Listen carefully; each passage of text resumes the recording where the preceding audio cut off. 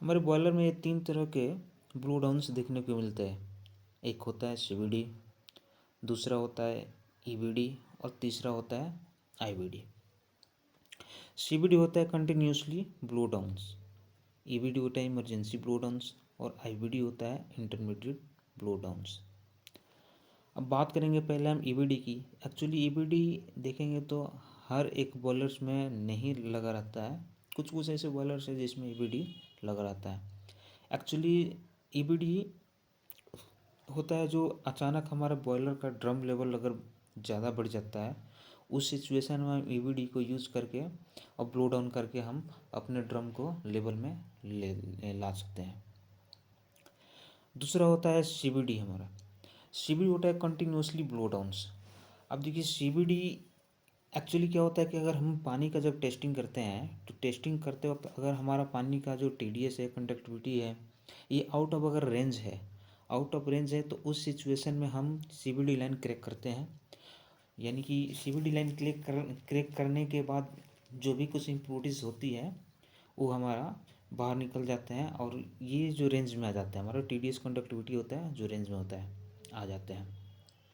Actually होता क्या है, वाटर में हमारा 2 तरह का इम्प्योरिटीज़ होती है। एक होता है डिजल्व इम्प्योरिटीज़ होता है और दूसरा एक्चुअली एक तो डिजल्व होते हैं और दूसरा जो सस्पेंडेड पार्टिकल्स जो होते हैं, सस्पेंडेड पार्टिकल्स होते हैं। अब देखिए डिजल्व सॉलिड्स जो होता है एक्चुअली पानी में मिक्स रहता है, तो वो इस तरह की जो इम्प्योरिटीज़ होती है, ये इस इम्प्योरिटीज़ को सीवीडी के थ्रू हम क्या करते हैं, बाहर निकाल लेते हैं। अब देखिए ये आईवीडी लाइन हमारा लगा कहाँ रहता है। एक्चुअली जैसे हम सोचते हैं कि ड्रम के सेंटर में लगा रहता है, एक्चुअली जो सीवीडी होता है वो ड्रम के सेंटर में नहीं लगा रहता है। ये अगर ड्रम के सेंटर में हम लगा दें, जो हमारा नॉर्मल वाटर लेवल होते हैं ड्रम का, अगर उस सेंटर पर हम लगाते हैं और बाई चांस कभी हमारा ड्रम का लेवल डाउन हो जाते हैं, उस सिचुएशन में सीवीडी लाइन में केवल और केवल स्टीम जाना चालू हो जाएगा। इसलिए हम जो सीवीडी होते हैं, उस सीवीडी जो बॉयलर का ट्रिपिंग लेवल होता है, हाँ, ड्रम लेवल का जो ट्रिपिंग होता है उसके आसपास में लगाते हैं, जिससे स्टीम जाने के चांसेस कम हो जाते हैं। अब बात करेंगे आईवीडी का, जो इंटरमीडिएट ब्लो डाउन्स होते हैं। अब जैसे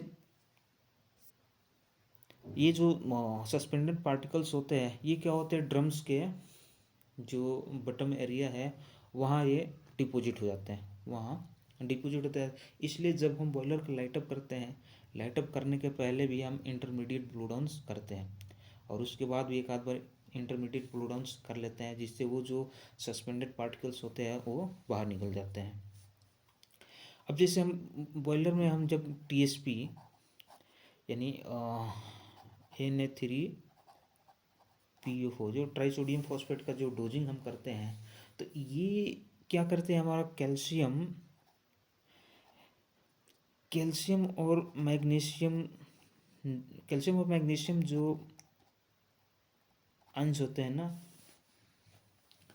जो हाइड्रोजन आयंस होते हैं, हाइड्रोक्साइड जो आयंस होते हैं, हाइड्रोक्साइड आयंस के साथ ये क्या करते हैं, जो रिएक्ट करते हैं। अगर पानी के साथ हमारा जो हमारा फीड वाटर लेते हैं, फीड वाटर के साथ जो भी कैल्शियम वगैरह जो चले जाते हैं अगर पानी के साथ में, तो ये जो होते हैं उसके साथ करते हैं, रिएक्ट करके जो स्लज वगैरह बनाते हैं।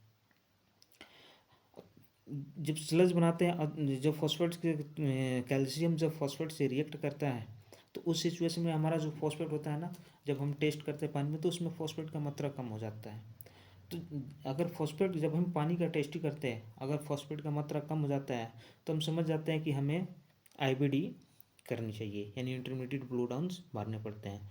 ये इंडिकेशन होता है, अगर फॉस्फेट हमारा पानी का कम जा रहा है तो हम इंटरमीडिएट हमें ब्लो डाउन्स करनी होती है। Thank you.